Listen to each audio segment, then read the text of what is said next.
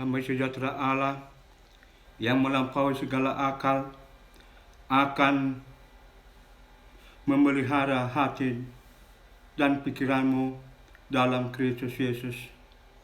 Mari kita berdoa. Berkatilah kami Tuhan, berilah kami kekuatan dan ketenangan hati dan pikiran untuk mendengarkan kebenaran firman-Mu, agar menjadi berkat di dalam kehidupan kami. Terima kasih Tuhan Yesus. Amin. Bapak Ibu yang dikasihi oleh Tuhan Yesus, firman Tuhan kepada kita pada hari ini, yaitu terambil dari Injil Markus pasal 10 ayat 35 sampai dengan 45. Markus pasal 10 ayat 35 sampai dengan 45 saya akan bacakan kepada kita. Lalu Yakobus dan Yohanes, anak-anak Zebedeus, mendekati Yesus dan berkata kepadanya, "Guru, kami harap supaya engkau kiranya mengabulkan suatu permintaan kami." Jawabnya kepada mereka, "Apa yang kamu kehendaki aku perbuat bagimu?" Lalu kata mereka, "Perkenankanlah kami duduk dalam kemuliaan-Mu kelak, yang seorang lagi di sebelah kanan-Mu dan yang seorang di sebelah kiri-Mu." Tapi kata Yesus kepada mereka, "Kamu tidak tahu apa yang kamu minta. Dapatkah kamu meminum cawan yang harus kuminum dan dibaptis dengan baptisan yang harus kuterima?" Jawab mereka, "Kami dapat." Yesus berkata kepada mereka, "Memang kamu akan meminum cawan yang harus kuminum dan akan dibaptis dengan baptisan yang harus kuterima. Tapi hal duduk di sebelah kananku atau di sebelah kiriku, aku tidak berhak memberikannya. Itu akan diberikan kepada orang bagi siapa itu telah disediakan." Mendengar itu, ke-10 murid yang lain menjadi marah kepada Yakobus dan Yohanes. Tapi Yesus memanggil mereka lalu berkata, "Kamu tahu bahwa mereka yang disebut pemerintah bangsa-bangsa memerintah rakyatnya dengan tangan besi, dan pembesar-pembesarnya menjalankan kuasanya dengan keras atas mereka.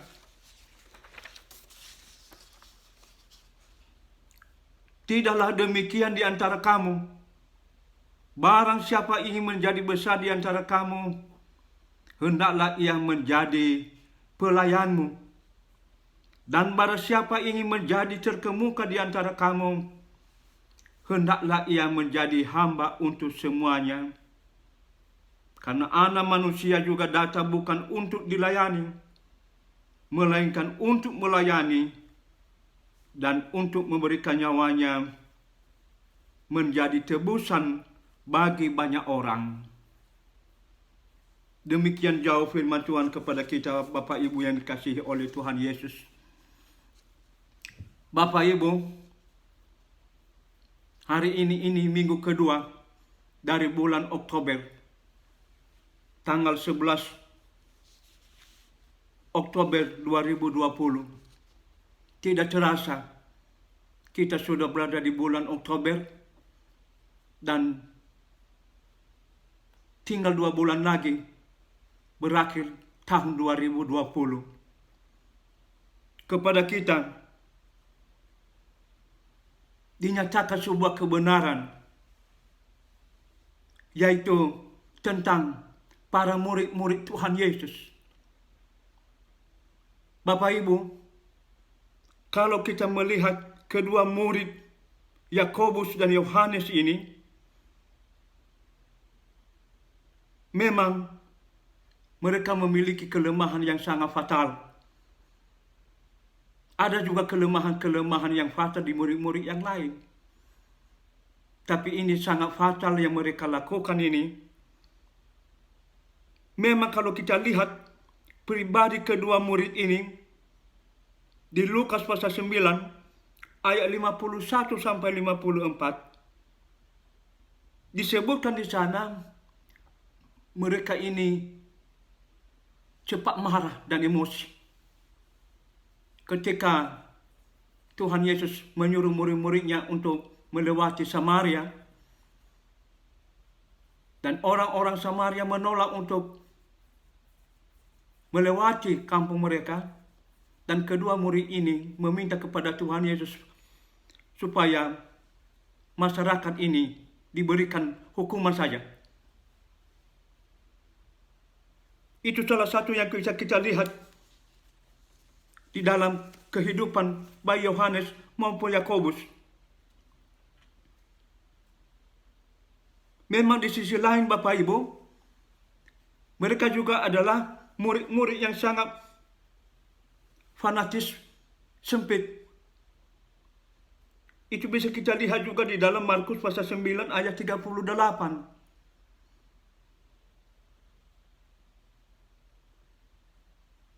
Artinya mereka tergolong fanatisme sempit di dalam komunitasnya. Tidak mau terbuka dengan komunitas yang lain. Itu yang bisa kita lihat kepada dua murid ini. Dan yang ketiga, di teks yang kita sedang baca tadi,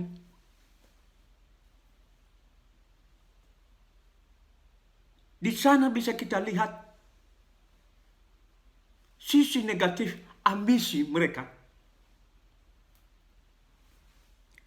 Memang kalau kita lihat Bapak Ibu, Yakobus dan Yohanes ini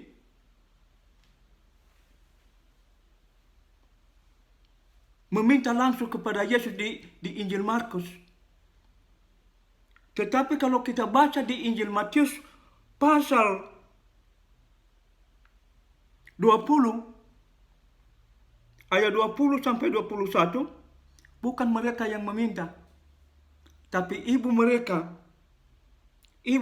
adalah Salome. Dan Salome adalah tidak lain saudari dari Maria, ibu Yesus. Jadi dari sisi sosial ada hubungan kekerabatan, kekeluargaan. Sehingga Yohanes dan Yakobus ini memanggil Maria sebagai tante, bibinya. Jadi ada hubungan dekat. Tapi bagaimana ini antara Injil Matius dan Injil Markus? Ada bertentangan. Mengapa di satu kedua murid, tapi yang satu ibunya yang meminta? Apakah ini sebuah kesalahan? Tidak. Karena kasus yang sama bisa kita baca juga Bapak Ibu. Di Matius pasal 8 ayat 5 sampai 6 dan Lukas pasal 7 ayat 3 dan 4. Di situ ada juga seorang perwira yang mendatangi Yesus, tapi di satu sisi para tua-tua Israel disuruhnya. Tetapi sama tujuan, agar anak perwira ini bisa sembuh kembali. Begitu juga dengan Yakobus dan Yohanes dan ibu mereka Salome. Sama tujuan. Bagaimana supaya Yesus berkenan, bisa menerima ambisi-ambisi yang ada di dalam hati mereka. Pertanyaan berikut Bapak Ibu, mengapa ada ambisi ini di dalam kehidupan para murid? Apakah ambisi ini salah?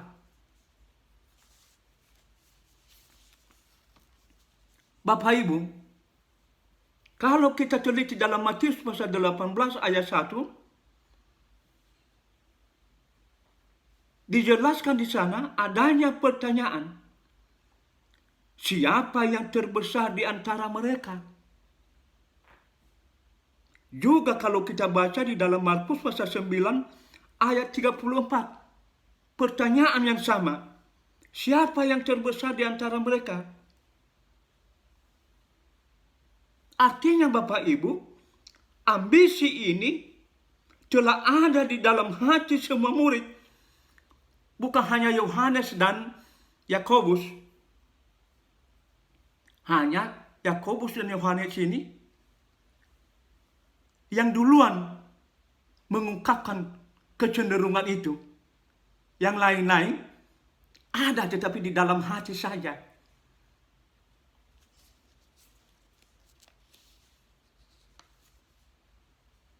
Sebenarnya Bapak Ibu, di dalam Matius 19 ayat 28, Yesus telah tegaskan kepada para murid-muridnya bahwa mereka adalah orang yang duduk di atas 12 takhta Israel. Artinya 12 mereka itu mempunyai posisi yang sama sebagai pemimpin suku-suku Israel. Sudah dijelaskan di sana di pasal 19 ayat 28.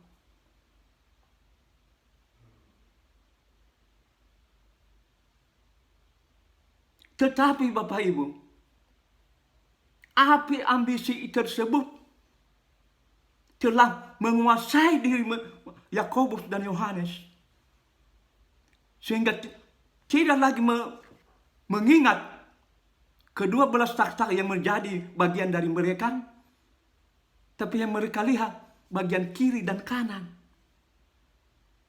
Apakah Yesus berkenan untuk hal itu bagi mereka?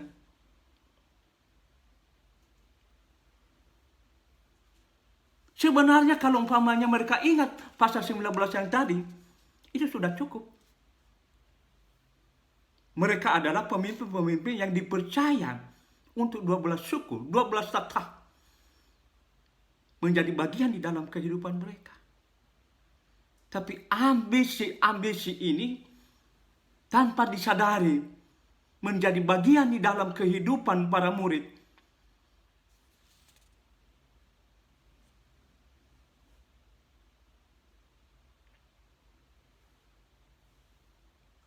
Bapak Ibu, di satu sisi ambisi adalah sesuatu yang sangat positif.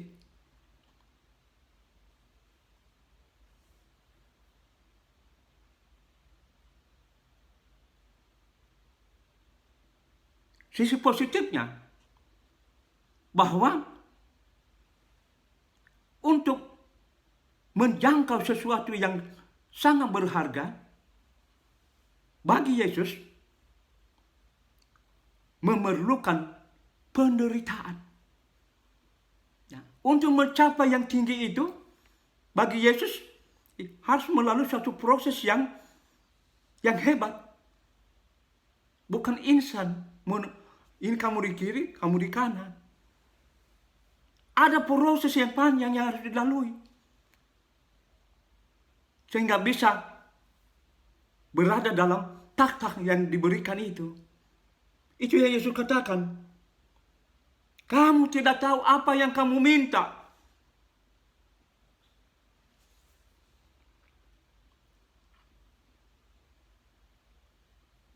Tetapi Bapak Ibu, mereka masih bertahan untuk hal itu. Kami mampu menjalani penderitaan itu. Tetapi nyatanya Bapak Ibu dalam kenyataan tidak. Waktu Yesus ditangkap, semua para murid ini pada lari. Petrus yang sangat berani akhirnya menyangkal juga Tuhan Yesus. Yudas juga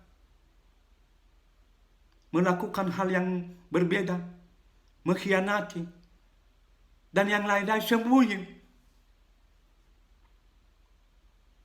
Itu kenyataan. Pada 12 takhta adalah bagian dari mereka. Dan itu yang Yesus katakan, kamu tidak tahu apa yang kamu minta. Penuh dengan penderitaan untuk mencapai sesuatu yang mulia itu. Memimpin yang terbaik itu perlu ada penderitaan. Dan mungkin ini yang benar kata Yeremia, bahwa Tuhan itu membuat manusia itu seperti seorang tukang periuk. Mempres kiri kanan, di atas dan di bawah, sehingga menjadi bejana yang sangat baik. Diperas semua yang batu-batu kecil, batu-batu yang melekat harus dikeluarkan. Bapak Ibu yang dikasihi oleh Tuhan Yesus. Artinya ada lembah kelam dalam mengikuti Tuhan Yesus. Ada sesuatu yang sangat gelap dan harus dilalui hal itu. Dan setelah dilalui yang gelap itu bersama dengan Tuhan Yesus, menjadi pemenang yang sangat luar biasa. Amin.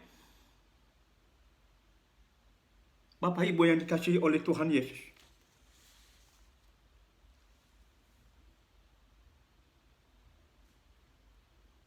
Itu yang dikatakan oleh penghikmat Ayub. Ayat 1, pasal 1 ayat 21. Dengan telanjang aku keluar dari kandungan ibuku, dan dengan telanjang juga aku akan kembali ke dalamnya. Tuhan yang memberi, Tuhan yang mengambil. Terpujilah nama Tuhan. Ya, dari sisi ini dalam periodisasi Ayub yang pertama itu pasal 1 sampai dengan pasal 3, Ayub yang saleh masih mampu mengatakan hal ini. Artinya kematian anak-anaknya dan kehabisan harta tidak menjadi masalah. Walau nanti kita akan melihat dari pasal 3 sampai pasal 41, kita akan lihat sosok Ayub yang berdebat. Dan terlihat perdebatan yang mau menolak ketiga temannya dan juga ajaran yang diberikan oleh Elihu.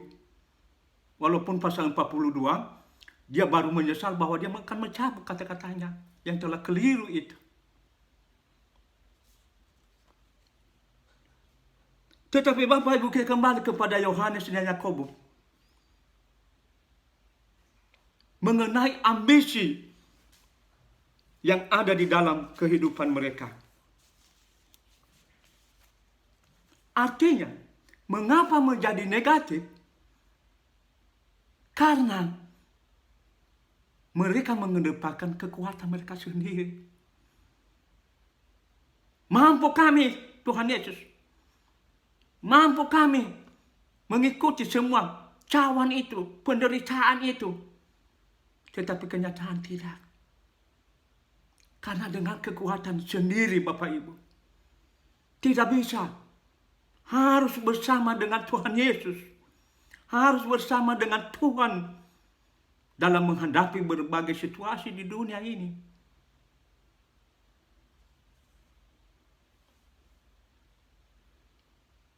Gimana dengan kita?